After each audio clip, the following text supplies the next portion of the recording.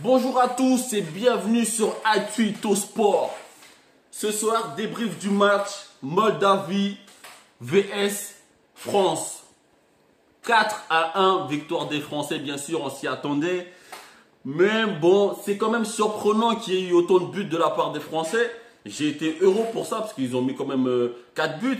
D'habitude, quand on joue contre un bloc qui reste derrière et qui attendent, je sais pas, peut-être un contre ou je sais pas qu'est-ce qu'ils attendent en fait les équipes à rester tout le temps derrière là. On gagne peut-être 2-1 ou 2-0 sans rien du tout en fait. Un centre comme ça et puis une frappe peut-être, peu importe. Mais là, on a quand même mis beaucoup de buts à une équipe qui est restée avec un bloc défensif chiant. Putain, ils sont chiants les mecs. Et en plus de rester en bloc défensif, ils sont nuls, ils savent pas défendre. Donc ça m'énerve encore plus. Parce que du coup, on n'a pas vraiment d'adversité. Voilà, on peut pas jauger l'équipe de France sur ce match-là en tout cas. Mais j'ai quand même quelque chose à dire sur cette équipe de France. Lorsqu'ils jouent, qu'ils affrontent, peu importe l'équipe qu'ils affrontent, hein, j'ai vraiment cette sensation que c'est une équipe sans émotion. J'ai pas d'émotion en les regardant jouer parce que ils ont de temps en temps il y a des petites phases de combinaison, une, deux, bon, etc. Mais j'ai pas d'émotion. Il n'y a pas un joueur qui, dès qu'il a le ballon, je sens qu'il y a un coéquipier qui va faire l'appel de je sais pas quoi, et il va casser, je sais pas moi, un ou deux crochets et glisser une profondeur. J'ai pas d'émotion en regardant l'équipe de France jouer. C'est un peu sur la continuité de la Coupe du Monde. Certes, on a gagné. Mais on n'a pas cette émotion-là parce que on a une génération exceptionnelle. Franchement, même si on a été champion du monde, maintenant c'est du passé. C'est réglé ça, on a été champion du monde. Ce qui compte, c'est ce qui est à venir. C'est l'Euro et la Coupe du Monde. Mais on a une génération exceptionnelle. Et pendant toute cette génération-là, on va se contenter de faire un football de merde qui fait rêver personne, putain.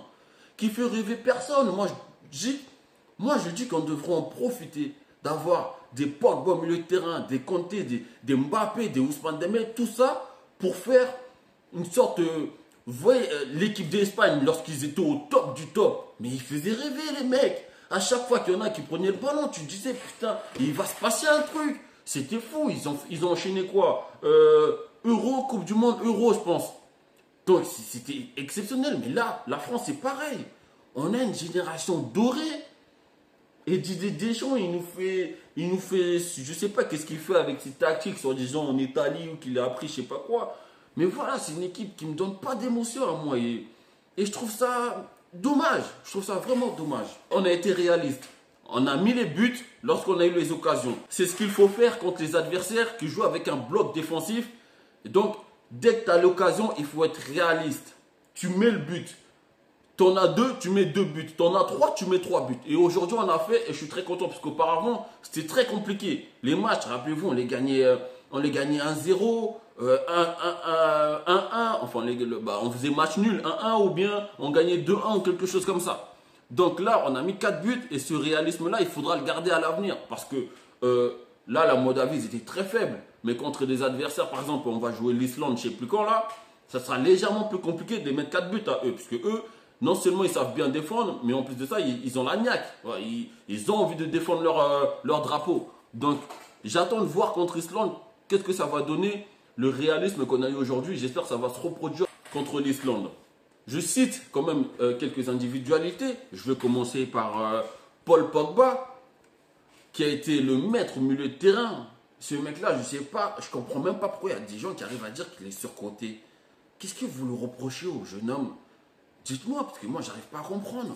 Le mec, en fait, c'est le cerveau de l'équipe de France. C'est-à-dire que vous enlevez Paul Pogba, ça sera plus compliqué dans la transition attaque, défense, milieu, attaque. Juste en enlevant Pogba, ça veut dire que c'est pas Thomas Lemar ou bien N'Golo Kanté qui va faire le boulot de Pogba, en fait.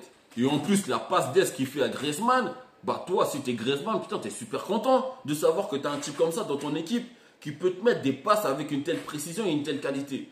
Donc forcément, ça bonifie toute l'attaque. Et je suis content. Pogba, aujourd'hui, t'as été le patron, frère. T'as été le patron. Kylian Mbappé, t'as fait un truc qui m'a énervé aujourd'hui pendant ce match. T'as reproché à Matuidi d'avoir tenté sa chance lorsque, je sais plus, je pense que c'est Kurzawa qui centre en retrait. Tu voulais qu'il te la mette encore à toi qui était peut-être encore derrière. Mbappé, arrête de gonfler le melon, frère. Regarde la situation. Matuidi, il arrive lancé. Le but est en face de lui. Il n'y a pas de défenseur qui le gêne. Bah, bien sûr qu'il tente sa chance. Mais que toi, après, derrière, tu te plaignes sous prétexte qu'il ne te l'a pas mise ou peut-être parce que toi, tu estimes que tu aurais plus de chances de la mettre.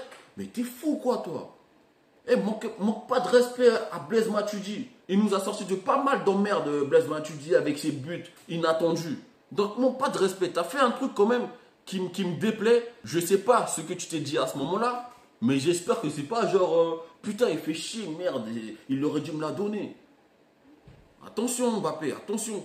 Reconcentre-toi dans le foot. Arrête de tergiverser pour des trucs à la con comme ça. Tu sais bien que la situation, elle était bonne pour Matuidi. C'est normal qu'il tente. C'est tout. Mais, d'un autre côté aussi, tu as fait un truc qui me plaît. Alors, c'est un truc qui me plaît, mais c'est pas un bon truc. Les gens, ils vont venir dire, ah non, j'aime pas quand il fait ça, mais attention. Tu as tenté la simulation sur le gardien.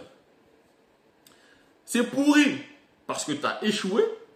Voilà, parce que le gardien, il a bien joué le coup aussi, mais parce que tu as échoué, parce qu'on a cramé que tu as simulé. Mais c'est quelque chose qu'il faut avoir, toi, en tant qu'attaquant, c'est avoir ce vice de, de simuler. Tu vois, tu sens que tu ne vas pas aller au bout de l'action, donc ce que tu fais, bon, tu pousses le ballon et tu te laisses tomber. Bon, là, tu as forcé un peu. Mais j'aime bien ce truc-là, parce que c'est quelque chose qu'il faut avoir en tant qu'attaquant. Il faudra que tu aies un peu ce côté vicelard, qui fait des trucs en zoom en tant qu'attaquant. Si tu rajoutes ça déjà à la panoplie de talent que tu as, les défenseurs voudront moins entrer en contact avec toi. Donc ils prendront un peu plus de recul parce qu'ils savent que tu es quand même un peu vicelard. Donc tu vois, ça sert ça. Les gens ils disent non, j'aime pas les simulateurs, nanana. Mais attention, ça sert beaucoup ça. Allez demander à Luis Suarez. Allez lui demander. Donc c'est quand même un truc que j'ai aimé. Tu as tenté, tu n'as pas réussi, mais tu as tenté quand même. Malgré tu as mis le but, mais tu t'es trop plaint pendant ce match-là. Donc calme-toi Mbappé. Calme-toi, vraiment, tu t'es trop plaint. Un autre joueur aussi qui m'a un peu surpris, Kurzawa. Je ne m'attendais pas à sa sélection. En fait, je n'ai pas compris pourquoi Didier Deschamps il a pris.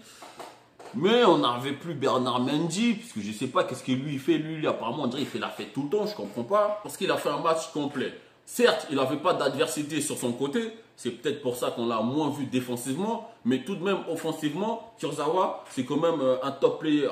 Franchement, je l'avoue, c'est quand même un top player. Il me rappelle un peu Daniel Alves, qui défensivement n'est pas exceptionnel, mais qui apporte offensivement, qui fait des centres et ses centres sont variés. Parfois, ils sont en retrait, parfois, ils sont en hauteur. Donc, j'aime bien. Aujourd'hui, j'ai été surpris son match. Je l'ai trouvé très bon.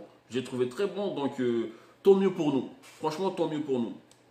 Autre chose que j'apprécie dans cette équipe de France, c'est qu'on a trouvé notre colonne vertébrale. C'est-à-dire qu'en défense, on a les axiaux Varane et Umtiti. Au milieu de terrain, Kanté, Pogba. Et en attaque, même s'il y a beaucoup qui le critiquent, mais je suis le premier à le critiquer quand il faut le critiquer, parce que c'est vrai qu'en club, il ne faut rien. On a Olivier Giroud qui termine cette colonne vertébrale. Et on voit bien que quand on n'est pas là, il y a un truc qui ne va pas.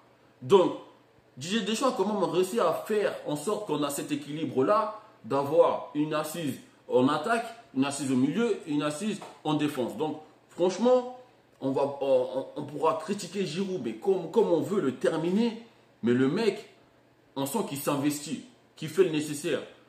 Mais techniquement, on est très loin des plus grands attaquants. C'est vrai, techniquement, tout à l'heure, je ne sais pas c'était quelle phase, là, il avait le ballon, le ballon est resté plus de 2-3 secondes dans ses pieds, le gars il était perdu, il ne savait plus quoi faire. Parce que d'habitude, lui, il fait 1 ou 2 touches maximum, il ne s'embête pas. Et j'espère qu'à l'avenir, on va développer plus de joie et plus d'émotion. Voilà. C'est tout pour ce soir. Va jeter un œil à ma nouvelle vidéo, le bureau des légendes, disponible juste là, c'est quelque part en bas là. Abonne-toi et n'oublie pas de partager, toujours partager. Et on se retrouve bientôt sur Atsuto Sport.